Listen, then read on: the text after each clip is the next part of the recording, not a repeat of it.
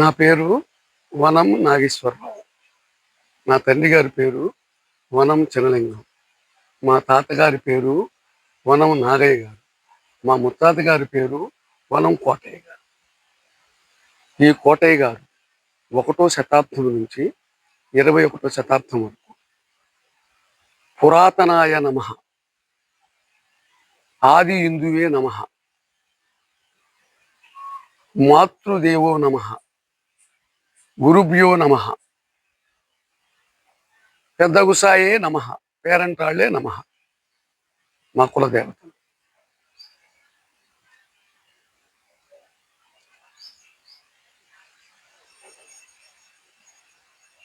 బేడ, bracket, బుడ్గ, జంగం అనగా ఈ 3 పదములు కలిపి ఒకటే కులం.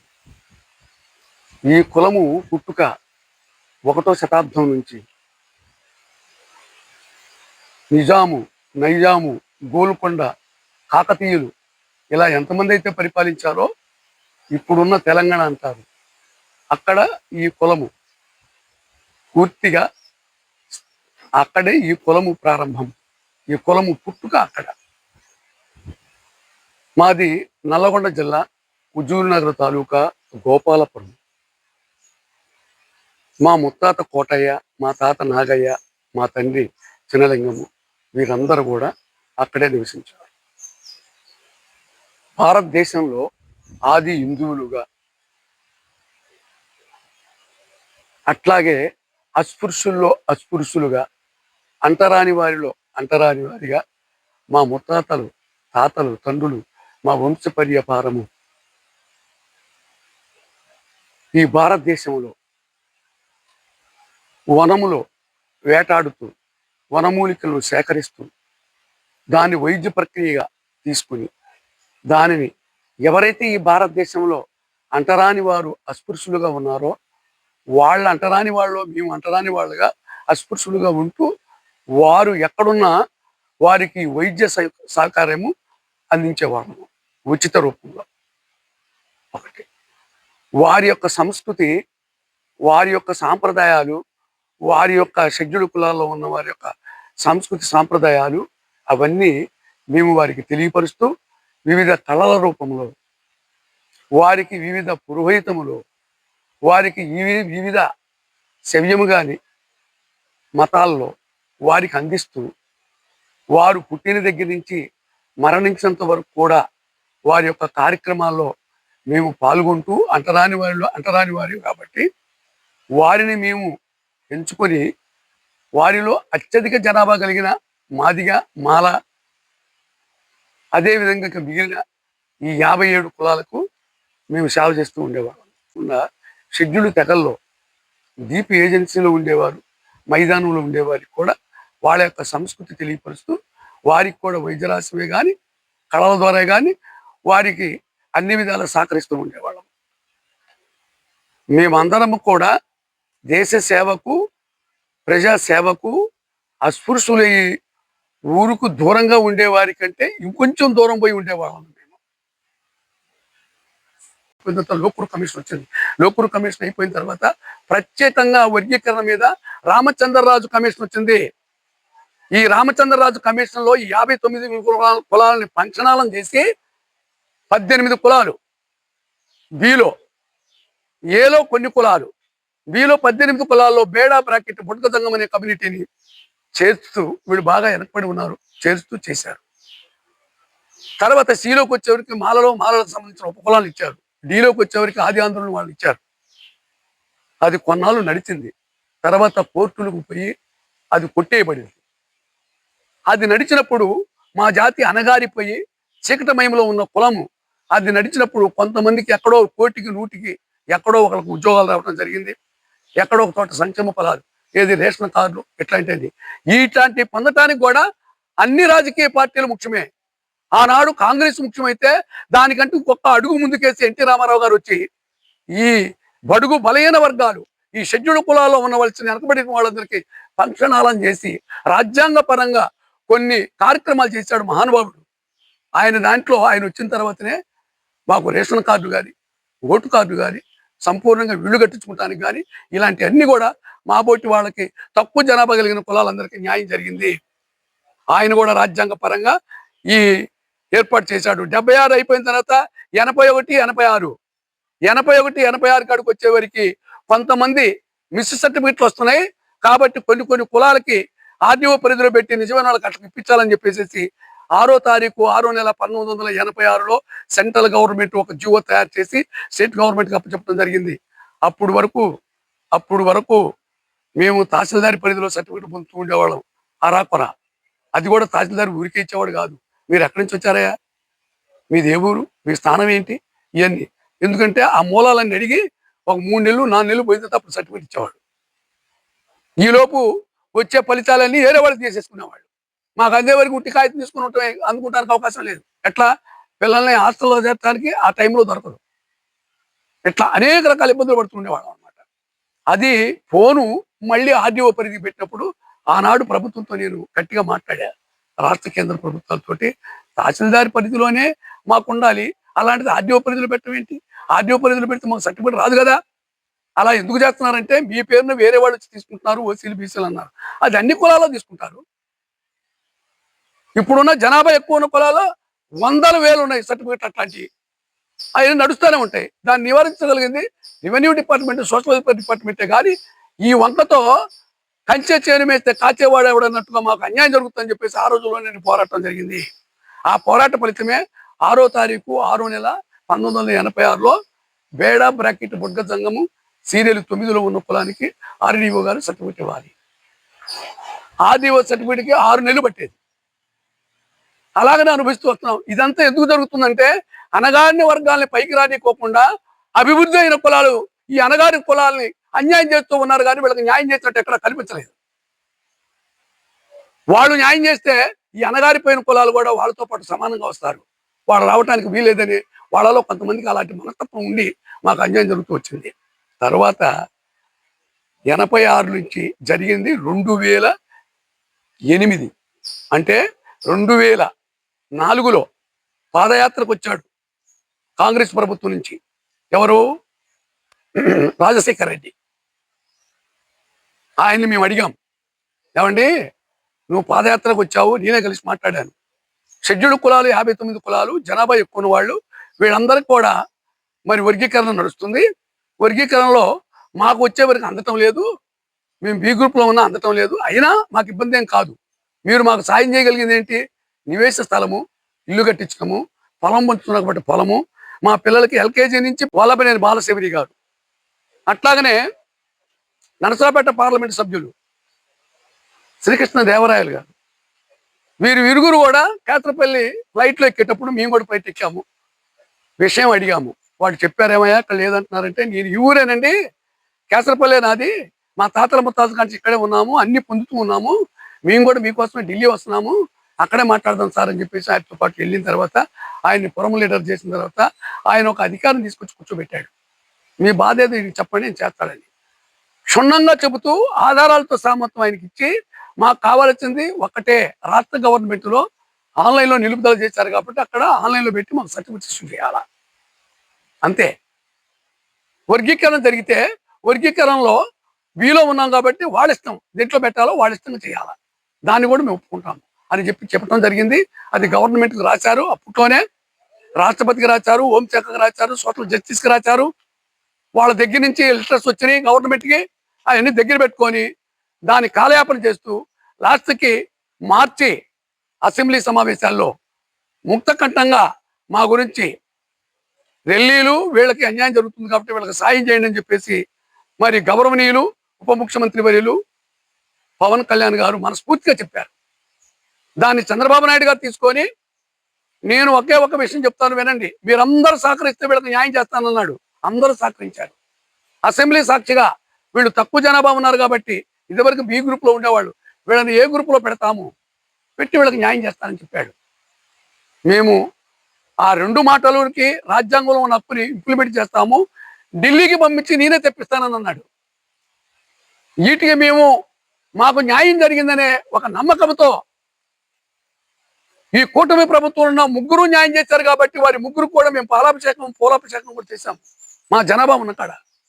వాస్తవమైన విషయం ఇది.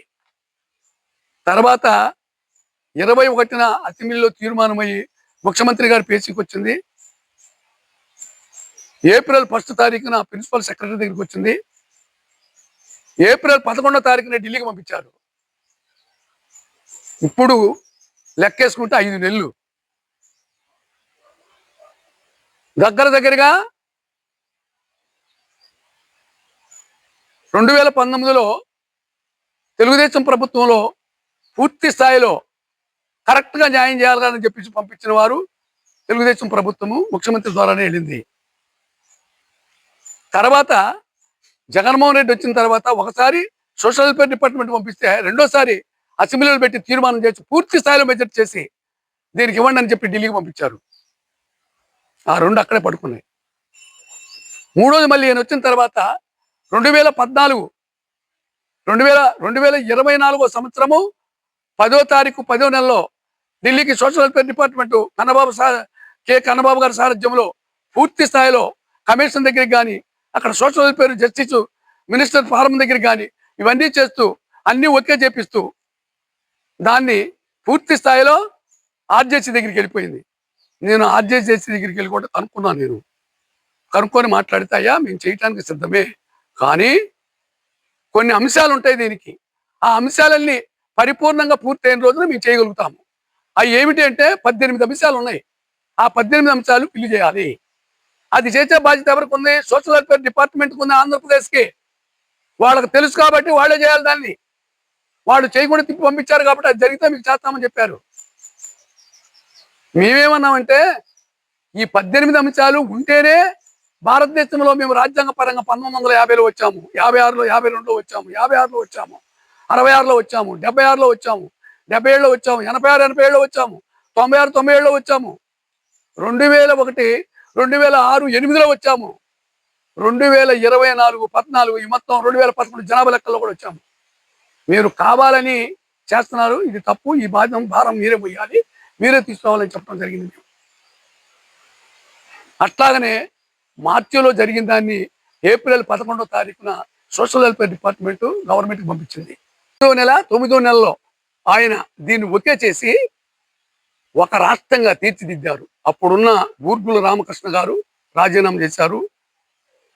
మరి గౌరవనీయులు ఉప ముఖ్యమంత్రిగా ఉంటూ ముఖ్యమంత్రిగా ఉన్న ఆయన రాజీనామా చేసిన తర్వాత నీలం సంజీవ్ రెడ్డి ముఖ్యమంత్రి అయ్యాడు. ఈ 2 రాష్ట్రాలని ఒక రాష్ట్రంగా చేశారు. ఒక రాష్ట్రంగా చేసిన తర్వాత మేము ఈ 2 రాష్ట్రాలు ఒక రాష్ట్రంగా అయ్యేంత వరకు 59 వరకు నల్గొండ జిల్లా హుజూర్నగర్ తాలూకా గోపాలపురంలో ఉన్నాము. అదే 59లో కృష్ణా జిల్లా గన్నవరం తాలూకా ఈ కేత్రపల్లి గ్రామానికి వచ్చాము జీవన ఉపాధి నిమిత్తం. వచ్చి ఇక్కడ స్థిరపడిపోయి ఉన్నాము. మా తండ్రి మా తాతగారు వనము చినలింగం గారు, వనము నాగయ్య గారు, వారికి ఉన్న సంస్కృతి, వారికి ఉన్న కళలు, వారికి ఉన్న వైద్యం ద్వారా ఇక్కడ ఉన్న షెడ్యూల్డ్ కులాల వారికి, షెడ్యూల్డ్ తెగల వారికి సేవ చేస్తూ ఉండేవాళ్ళు. ఆ సేవా నిపత్తంలో ఈ కేత్రపల్లిలో ఒక బజారులో అటుపక్క మాలలు ఇటుపక్క మాదిగలు ఉంటారు ఊరు బయట. వాళ్ళకంటే ఇంకా నిషేధ ప్లేస్లో కేత్రపల్లిలో మా జీవితం ప్రారంభం చేసి ఇక్కడే ఉండిపోయాం. మా తండ్రి మా తాతగారు ఒకటే రాష్ట్రం అయినప్పుడు మాకు భారత రాజ్యాంగంలో ఉన్న హక్కుని సంపూర్ణంగా మేము పొందాలని చెప్పేసి 26 ఏళ్ళు కష్టపడ్డారు. నేను 1970 నుంచి స్టార్ట్ అయ్యా. అంతకు ముందు నుంచి మా తాత మా తండ్రి గారు దీని మీద కష్టపడ్డారు. ఆనాడు ఉన్న నీలం సంజీవరెడ్డి ఆయన తర్వాత దళితుడు ముఖ్యమంత్రి దామోదర సంజీవయ్య, ఆయన చాలా పనులు చేసి పెట్టాడు. ఆయన తర్వాత మళ్ళీ నీలం సంజీవరెడ్డి గారు వచ్చాడు, ఆయన చేశాడు. ఆయన తర్వాత కాసు బ్రహ్మానంద రెడ్డి గారు వచ్చాడు. ఆయన తర్వాత ఈ విధంగా వరుస పరంపరం వస్తూనే ఉన్నారు. వీరందరి మీద జలగం వెంగళరావు టైంలో 1974లో మేమందరము కూడా మరి ప్రాంతం వేరైన రాష్ట్రం అంతా ఒకటే కాబట్టి రాజ్యాంగపరమైన హక్కు మేము పొందాలి ఇక్కడ కూడా అని చెప్పేసి ఈ 3 ప్రాంతాలకు ఉన్న వాళ్ళకి ఒకే హక్కును పొందాలని చేసినప్పుడు వావిలాల గోపాలకృష్ణయ్య, వెన్నెలగంటి రాఘవయ్య, వివి గిరి గారికి చుట్టము, బాటం శ్రీరామూర్తి. అట్లాగనే మరి ఎస్సీలో అప్పిగట్ల జోసెఫ్ గారు, ఈ విజయవాడే. అదేవిధంగా మరి మాలల్లో కానీ మాదిగల్లో కానీ అదేవిధంగా చాలామంది కూడా గట్టి పోరాటం జరిగినప్పుడు ఆ పోరాట ఫలితమే భారత రాజ్యాంగం ప్రకారంగా రెండోసారి, మొదటిసారి 50, రెండోసారి 52, తర్వాత 56, తర్వాత 60, తర్వాత 66, తర్వాత 76, 71 జనాభా లెక్కలు తీసుకొని శ్రీమతి ఇందిరాగాంధీ గారు అప్పటికి ఐఏఎస్ ఆఫీసర్లో అత్యున్నత విలువలు కలిగిన వాడు, భారతదేశానికి మొగటం లేని పేరు తీసుకొచ్చి ఈ దేశంలో ఉన్న వారికి సేవ చేయాలనుకునేవాడు, మహానీయుడు, స్వర్గీయ మహోన్నతుడు ఎస్ఆర్ శంకరన్ గారు వారి యొక్క ఆశయాలతో, వారి యొక్క ఆలోచన విధానంతో రెండోసారి భారత రాజ్యాంగము జాతీయ స్థాయిలో సవరణ జరిగింది. 1976 9వ నెల 18వ తారీఖున ఒక రాష్ట్రంలో 3 ప్రాంతాలు ఉన్న ఆ 3 ప్రాంతాలకి ప్రాంత పరిమితిని తీసేస్తూ ఈ 3 ప్రాంతాల్లో ఉన్న షెడ్యూల్ కులాలు, షెడ్యూల్ తెగల వారికి పూర్తి హక్కు చెందేటట్లు, అట్లాగనే రాష్ట్రాల్లో కానీ కేంద్రంలో కానీ కేంద్రపాలిత ప్రాంతంలో కానీ ఈ షెడ్యూల్ కులాల వారు జీవనోపాధి నిమిత్తం ఎక్కడికైనా వెళతారు కాబట్టి వీళ్ళు ఎక్కడున్నా సరే ఆ యొక్క ఫలితం పొందేటట్లు ఆ విధంగా చేస్తూ ప్రాంత పరిమితులు తొలగిస్తూ ఆంధ్రప్రదేశ్, హైదరాబాద్తో కూడిన ఆంధ్రప్రదేశ్, అట్లాగనే మరి అట్లాగనే కర్ణాటక, ఈ 4 రాష్ట్రాల్లో బేడా బ్రాకెట్ బుడ్డ సంఘం అనే కమ్యూనిటీ తక్కువ జనాభా ఉన్నా ఈ 4 రాష్ట్రాల్లో వాళ్ళు సేవ చేస్తూ బతుకుతున్నారు కాబట్టి వాళ్ళకి విద్య, ఉద్యోగ, సంక్షేమ ఫలాలు పూర్తిగా అందేటట్లు కేంద్ర రాష్ట్ర ప్రభుత్వాల్లో ఈ 4 రాష్ట్రాలు వాళ్ళు పొందేటట్లుగా భారత రాజ్యాంగాన్ని సవరణ చేశారు. దాంట్లో కొంతమందిని ఎస్టీలను కలిపారు. వ్యానాది రాఘవయ్య అని పిలిచేవారు, కానీ ఆయన బ్రాహ్మడు, లాయరు, వ్యానాది గురించి కృషి చేశాడు. అందుకే వెన్నెలగంటి రాఘవయ్య. ఆయన అప్పుడు భారతదేశంలో ఎస్టీలకు సెక్రటరీగా పనిచేస్తున్నాడు. వివి గిరి గారికి చుట్టం ఆయన పూర్తి స్థాయిలో తీసుకున్నాడు. అట్లాగనే లంబాడి కమ్యూనిటీని కూడా అప్పుడే కలిపారు. అట్లాగనే ఎరుకుల కమ్యూనిటీని కూడా అప్పుడే కలిపారు. ఈ విధంగా ఎస్సీలకి పూర్తి స్థాయిలో 76లో కలిపి వారికి రాజ్యాంగ సవరణ చేశారు. ఆ రాజ్యాంగ సవరణే నేటి వరకు నడుస్తూ ఉంది.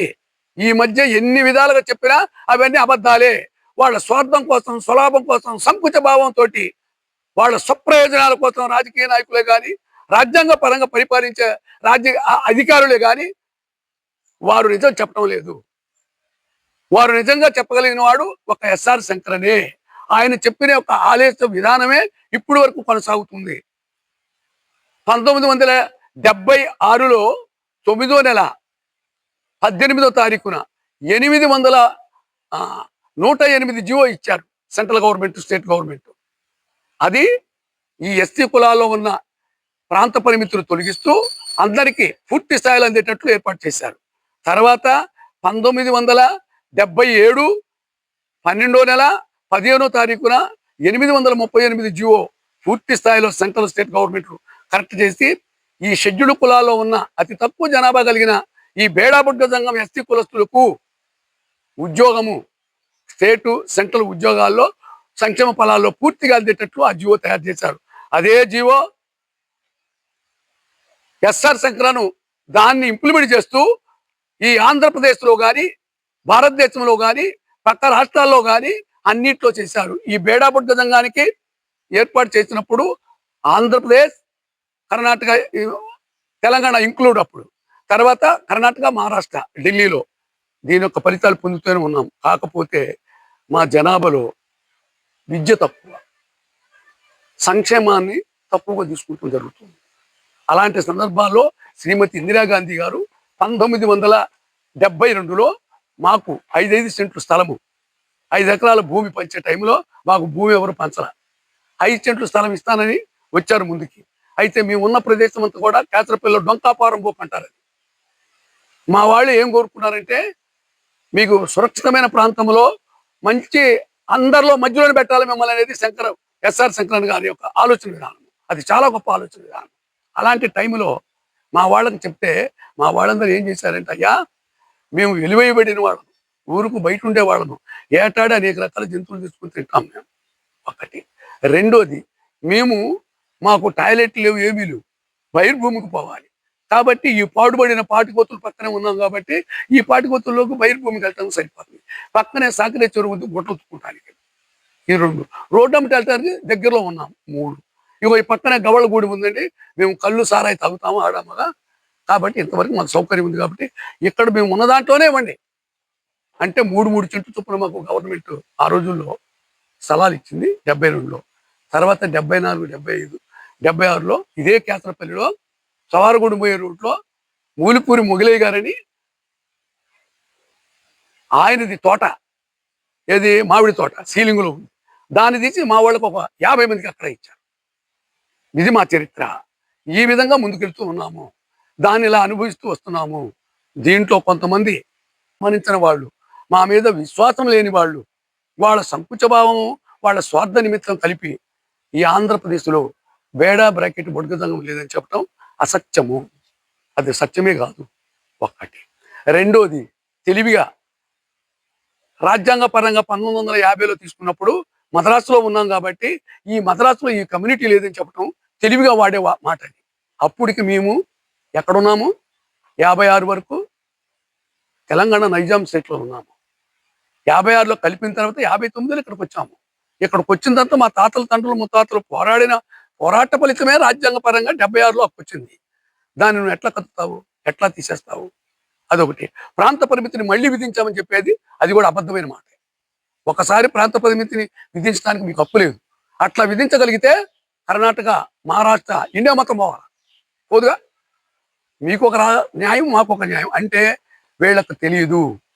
అది ఏరే కులస్తులు ఓసీలో, బీసీలో, ఎస్సీ, ఎస్టీ పేర్లు పెట్టిస్తే సర్టిఫికేట్ తీసుకున్న వాళ్ళు చాలా మంది ఉన్నారు. అది ఇండియా మొత్తం నడుస్తుంది. దాన్ని అరిగట్టలేని అసమర్థత మీ దగ్గర ఉంది తప్ప మా దగ్గర కాదు. దాన్ని అరిగట్టడానికి రెవెన్యూ డిపార్ట్మెంట్ ఉంది, సోషల్ వెల్ఫేర్ డిపార్ట్మెంట్ ఉంది. వాళ్ళు చేయాలి ఆ పని. నిజవాణ్ణి చూపించి అబద్ధవాడిని తీసేయాలి. అబద్ధం వాళ్ళకు 10 మందికి ఇప్పించి నిజవాళ్ళు లేరని చెప్పడమే ఇది బోగస్ అంటారు, రాజ్యాంగ స్ఫూర్తికి విరుద్ధం అంటారు. సుప్రీంకోర్టు కూడా తీర్పిచ్చింది. ఎన్నోసార్లు ఇచ్చుకుంటూ వచ్చి లాస్ట్కి 2024 ఇదే నెల 8వ నెల ఆగస్టున 1వ తారీఖున వెలువరించింది.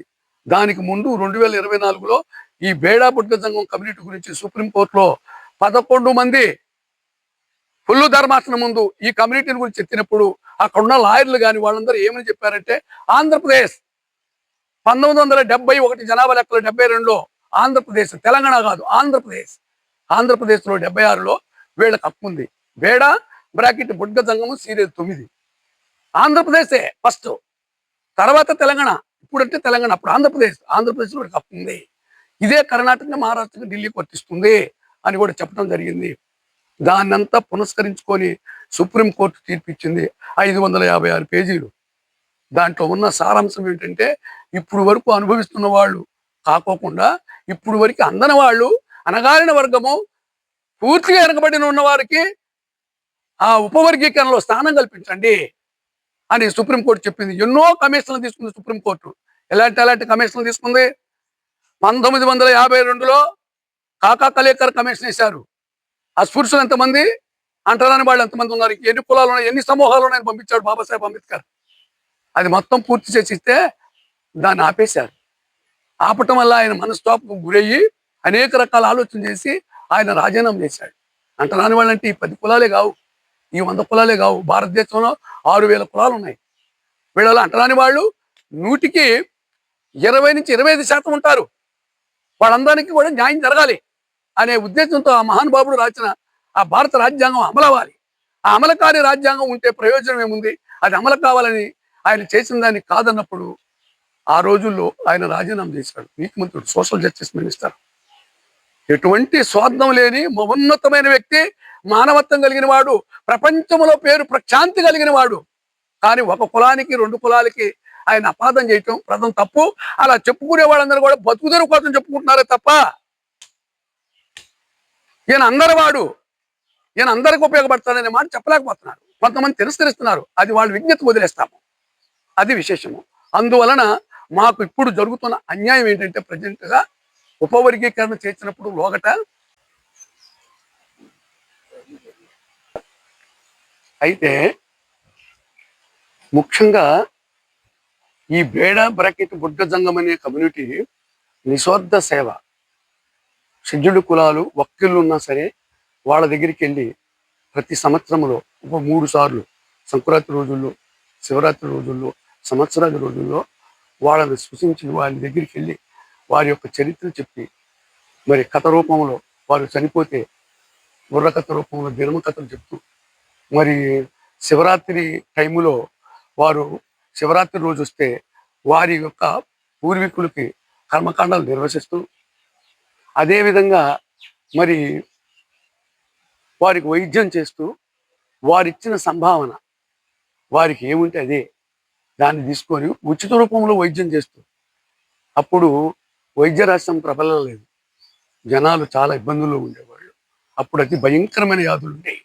ఆ భయంకరమైన వ్యాధులన్నిటికీ కలిపి 84 వాతాలకి వనమూలికలను సేకరించి, మరి అట్లాగనే కొన్ని జంతువులకు సంబంధించిన ఆవు పంచాంగంలో నుంచి ఆవు గుండె దగ్గర నుంచి తిత్తి ఉంటుంది. ఆ తిత్తిని తీసి ఈ మూలికలు శుద్ధి చేసి 84 వాతాలకి మాత్రలు తయారు చేసి, ఒక మాత్ర వేసుకుంటే సంవత్సరం వరకు కూడా ఎటువంటి రోగాలు రాకోకుండా హరించగలిగిన మాత్రలు తయారు చేసి, మరి అత్యంతంగా ఎన్నో బాధలు అనుభవిస్తూ ఊరికి బయట ఉంటూ చాలా ఇబ్బందులు పడుతున్న, మరి తినుమ తాగుమ సుకుంకుమ అలాంటి తత్వంలో ఉన్న వారందరూ కూడా, బలాజ్యులైన వారికి అందరూ కూడా ఈ వైద్యాన్ని ఉచిత రూపంలో అందజేసేవారు. వారు ఎవరంటే మాదిగలు, నెక్స్ట్ మాలలు, అదేవిధంగా 59 కులాలు అంటరాని వాళ్ళే. వాళ్ళలో అంటరాని వాళ్ళలో అంటరాని వాళ్ళమై మేము ఇంకా వాళ్ళకంటే కొంచెం దూరం పోయి ఉంటూ వారికి సేవ చేసేవాళ్ళం. ఒక్కొక్కటప్పుడు పగలు మమ్మల్ని గ్రామాల్లోకి రానిచ్చేవాళ్ళు కారు. అలాంటి సమయంలో రాత్రి టైము చీకటి పడిన తర్వాత 6 దాటిన తర్వాత ఈ అంటరాని వారి యొక్క సమూహాలు ఎక్కడైతే ఉంటాయో ఆ సమూహాల దగ్గరికి వెళ్ళి వారిని మొత్తాన్ని, వారిలో పెద్ద ఉంటారు, పెద్ద మాదిగా, పెద్ద మాల, ఇట్లా ప్రతి కులానికి ఒక పెద్ద ఉంటాడు. ఆ కులాన్ని కలుసుకొని మాట్లాడి వాళ్ళు సమకూర్చుకున్న వాళ్ళ ఆచార ప్రకారం ఉన్న ఏవైనా దేవాలయాలు ఉంటే అక్కడ ఒక 7 గంటల వరకు మేము వచ్చామని ఇంటికి తిరిగి తెలియపరిచి అక్కడ పడుకొని రాత్రి 12 నుంచి తెల్లవారు 5 గంటల వరకు వాళ్ళ కుల చరిత్ర చెప్తూ వారి పెద్దలను కూడుతూ వారికి ఏముంటే అది ఇస్తే తీసుకొని వెళ్ళిపోయే వాళ్ళము. ఇది మా కుల వృత్తి. ప్రధానంగా వేట మా కుల వృత్తి. వేట ఆడటం వల్ల, ఊరుకు బయట ఉండటం వల్ల, అస్పృశ్యులు అవ్వటం వల్ల బేడ అనే పదాన్ని అక్కడ స్టార్ట్ అయ్యింది. ఈ బేడనే బొడ్గా అని పిలుస్తారు. ఈ బేడ బొడ్గ ఒక్కటే కులం. దీనిని ఊరూరు తిరిగి వాళ్ళకి సేవ చేస్తున్నాం కాబట్టి దాన్ని జంగముగా వర్ణించారు. బేడ బ్రాకెట్ బొడ్గ జంగము. ఈ కమ్యూనిటీకి అస్పృశ్యత అంటరానితనం ఉంది కాబట్టి భారత రాజ్యాంగంలో మహామౌలు ఎంతో మంది చేయగా వారిదంతా మేధోమదనం చేసి మహానుభావుడు బాబాసాహెబ్ అంబేద్కర్ గారు ఈ కులాల్ని పూర్తిగా అధ్యయనం చేసి ఈ కులాల లిస్టు తయారు చేసేటప్పుడు 1901 జనాభా లెక్కలు, 1918 అంతకుముందు ఉన్నాయి కాకుండా 1901 జనాభా లెక్కలు, 1921 జనాభా లెక్కలు, 1931 జనాభా లెక్కలు తీసుకొని 31 నుంచి 36 వరకు ఈ కులాల మీద అధ్యయనం చేసి, మరి బ్రిటిష్ వాళ్ళు అయిన వాళ్ళు మన దేశాన్ని పరిపాలించడానికి వచ్చిన వాళ్ళ దగ్గర నుంచి స్వతంత్రం తీసుకునేటప్పుడు ఆయన స్వతంత్ర కాంక్షలో ఎలాగైతే అస్పృశ్యులకు అంటరాని వాళ్ళుగా గురవుతూ, మరి దీనాతి దీనంగా జంతువుల కంటే హీనంగా ఉన్న ఈ జాతులకు పూర్తి స్థాయి స్వేచ్ఛను ఈ ప్రకృతిలో పంచభూతాలను అనుభవించే శక్తిని ప్రసాదించాలని ఆయన జీవితాంతం కష్టపడి కృషించి ప్రపంచ దేశాలు వెళ్ళి చదువుకుని వచ్చి ఆయన మేధస్సునంతా ఉపయోగించి షెడ్యూల్ కాస్ట్ లిస్ట్ తయారు చేశాడు. ఉచిత ఎడ్యుకేషన్ మీరు అందించాలా అని అడిగాం మేము. నేను చేస్తానని మాకు మాట ఇచ్చాడు. అట్లాగనే మాకు ఆర్డీఓ పరిధిలో ఉంది, సర్టిఫికేట్ రానివ్వటం లేదు. కాబట్టి దాన్ని తహసీల్దారి పరిధిలో షెడ్యూల్డ్ కులాల్లో ఉన్న మాలామాదిగలకి ఏ విధంగా ఇస్తున్నారో తహసీల్దారి, ఉప తహసీల్దారి కాబట్టి మాకు ఇచ్చేటట్లు మీరు ఏర్పాటు చేయాలి, డిప్యూటీ తహసీల్దారి కూడా ఇచ్చేటట్టు ఏర్పాటు చేయాలని మేము అడిగాము. ఈ ఫలాలు మొత్తము మాకు అందించాలని అడిగాము. మాకు మాట ఇచ్చాడు. అదేవిధంగా 2004లో గెలవటం జరిగింది. తరువాత కొద్ది రోజుల తర్వాత మాకు వచ్చేవరకు సర్టిఫికెట్ విధానంలో కలెక్టర్ కమిటీలో పెట్టివ్వాలని చెప్పేసి ఇబ్బంది పెట్టడం మొదలుపెట్టారు 2005 నుంచి. ఎందుకంటే సుప్రీంకోర్టు కొట్టేసింది కదా, కొట్టేసిన కాడి నుంచి మళ్ళీ మా మీద పడ్డారు. మా మీద పడి మేము తిన్నది లేదు చేసింది లేదు. తినిపోయినోడు ఒకడు, నేరం చేసినోడికి శిక్ష లేకోకుండా నేరం చేసింది ఒకడైతే నిరపరాధులకి నేరమని మోపి మా మానసికంగా, శారీరకంగా, రాజ్యాంగ పరంగా మాకున్న హక్కులు, మా కులాన్ని కించపరుస్తూ ఈ ఆంధ్రప్రదేశ్లో ఎన్నో ఇబ్బందులకు గురి చేస్తూ వస్తున్నారు. అవన్నీ మేము సహనాన్ని కోల్పోకోకుండా కొంతమంది మనకు అనుకూలంగా ఉంటారులేమని చెప్పేసి పోరాటం చేసి వచ్చింది. అప్పుడు మళ్ళీ రాజశేఖర రెడ్డి గారిని అడిగాను నేను, అయ్యా మేము అడిగినది నువ్వు నెరవేర్చలేదు, స్థలాలు పంచలేదు, మాకు రాలా స్థలాలంటే అక్కడక్కడ, ఇందిరా మీడియా అంటే అక్కడక్కడ దొరుకుతున్నాయి. అసలు మేము మా పిల్లలు చదువుకోవాలిగా, విద్యకి ఎన్ని వందల సంవత్సరాలు దూరం ఉంచుతారు మాకు. ఆ విద్యకి వెళ్ళాలంటే మాకు సర్టిఫికేట్ ఇవ్వాలిగా. సర్టిఫికేట్ మాది మొన్నటి వరకు ఆర్డీఓ పరిధిలో ఉంటే ఇప్పుడు కలెక్టర్ కమిటీలు పెట్టి నీకు సర్టిఫికేట్ ఇవ్వాలని చెప్పేసి అతి దారుణమైన విధానం వచ్చింది. దీన్ని మీరు తప్పనిసరిగా పరిష్కరించాలని ఆయనకి పెట్టి చెప్తూ కృష్ణా జిల్లాలో గూడూరు మండలంలో ఒక కుర్రోడికి సర్టిఫికేట్ ఇవ్వాల్సి వచ్చింది. ఆర్డీఓ గారు అప్పారావు గారు, కులము మంగళ, ఆయన సర్టిఫికేట్ ఇవ్వడానికి చిన్న ఇబ్బందులు పెడితే 6 నెలలు పట్టింది ఆ కుర్రోడికి. వాడు చదువు మానేయాల్సిన పరిస్థితి వచ్చింది. దాని మీద పోరాడే సర్టిఫికేట్ ఇప్పించాను నేను. సర్టిఫికేట్ తీసుకున్నాడు. కానీ ఆ కుర్రోడికి ఎప్పుడైతే ఎడమైపోయిందో ఇంటర్మీడియట్కి వెళ్ళడానికి దూరం లేకపోతే వాడు కూలీలు చేసుకుని బతుకుతున్నాడు. అదేవిధంగా గుంటూరు జిల్లాలో ఆమదాలపల్లి గ్రామము, మండలం నిజాంపట్నం, ఆర్డీఓ ఆఫీసు తెనాలి వెంకటేశ్వర రెడ్డి గారు, అక్కడ ఆ కుర్రోడి పరిస్థితి కూడా అంతే అయిపోయింది. అతను 7 నెలలు కష్టపడాల్సి వచ్చింది. మళ్ళీ పోరాడి వెంకటేశ్వర రెడ్డి గారి దగ్గర మాట్లాడి అతనికి సర్టిఫికేట్ ఇచ్చేవరకు అతను విద్య పోయింది.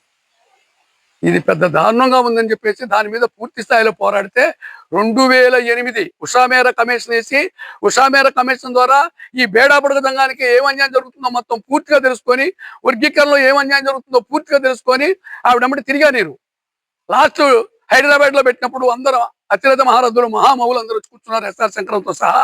వీరందరి పక్షంలోనే మాకు సర్టిఫికేట్ విధానము తహసీల్దారి పరిధిలోకి వచ్చేటట్టు చేయి తల్లి అని చెప్పి ఆవిడ కోరుకుంటంలో 3 పేపర్లు మా గురించి కూడా రాసి వీళ్ళకి తహసీల్దారి పరిధిలో కూడా ఇవ్వచ్చు అని చెప్పేసి విధం చెప్పడంలో దాన్ని కూడా దృష్టిలో పెట్టుకొని 6వ తారీఖు 5వ నెల 2008 84 జీవో ఉమ్మడి ఆంధ్రప్రదేశ్లో మరి స్వర్గీయ గౌరవనీయులు మహానుభావుడు రాజశేఖర రెడ్డి ఆ జీవోని విడుదల చేశాడు.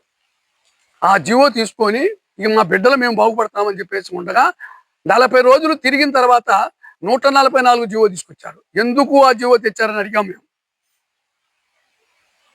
మీకున్న దాన్ని వేరే వాళ్ళు తీసుకుంటారయ్యా, వాళ్ళు దీనికి సంబంధించిన వాళ్ళు కారు కాబట్టి అది వాళ్ళ కోసం తెచ్చామన్నారు. ఇది మీకు వర్తించదని చెప్పడం జరిగింది.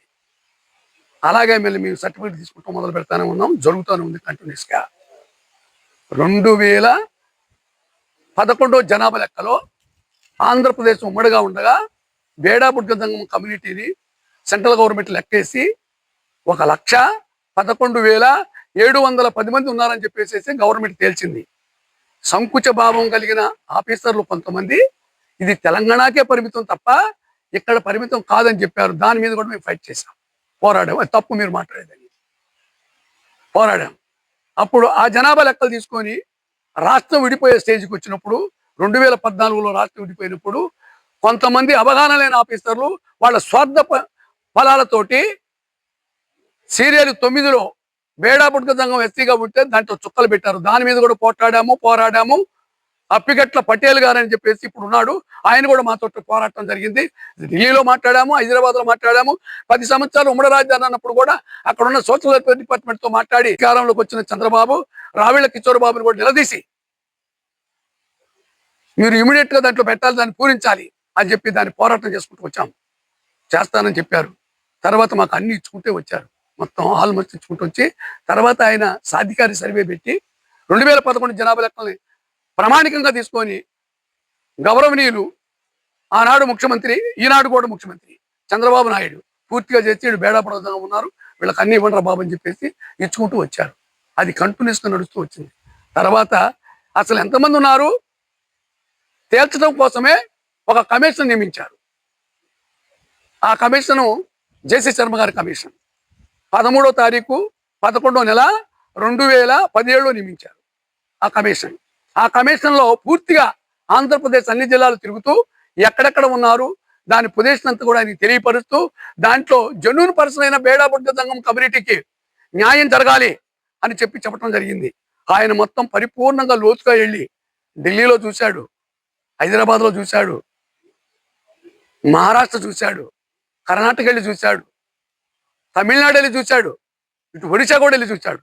అన్నిట్లో లోతుగా వెళ్ళి చూసి బేడా బ్రాకెట్ బుడగ సంఘం సీరియల్ 9లో ఉన్న కులం కరెక్టే, వీళ్ళు ఉన్నారు కాబట్టి వీళ్ళకు మీరు అన్ని విధాలా కల్పించాలి, అన్ని విధాలా వీళ్ళకున్న హక్కుని ఇంప్లిమెంట్ చేయాలి.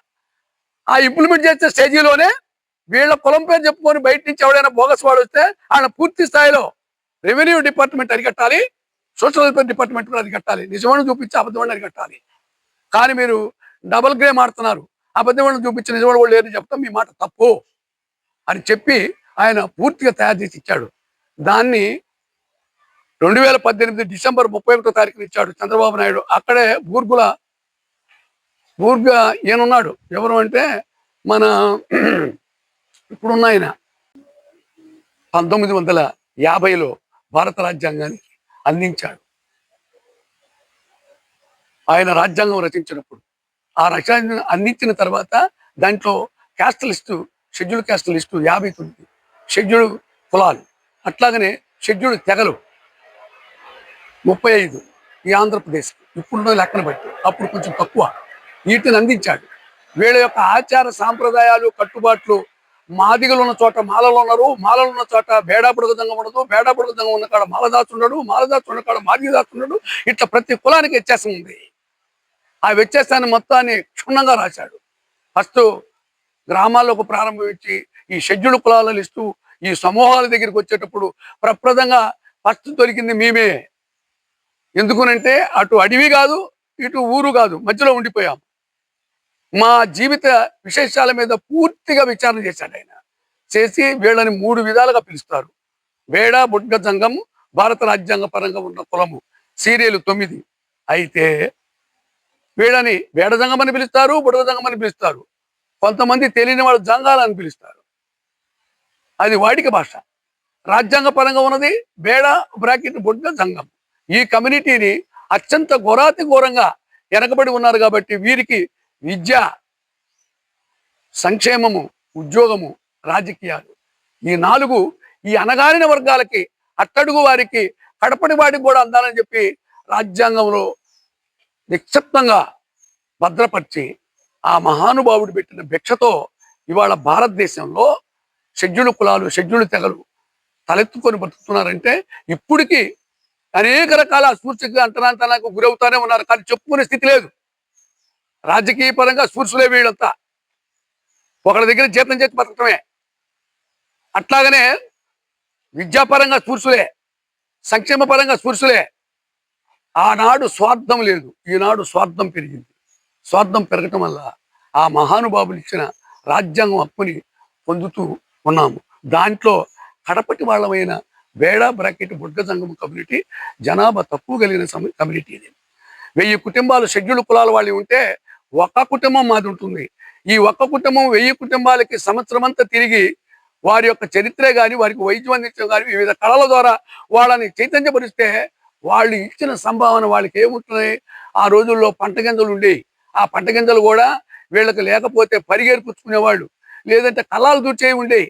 ఇలాంటివి ఉన్నాయి, అవే పెట్టేవాళ్ళు, అవే తీసుకునేవాళ్ళు.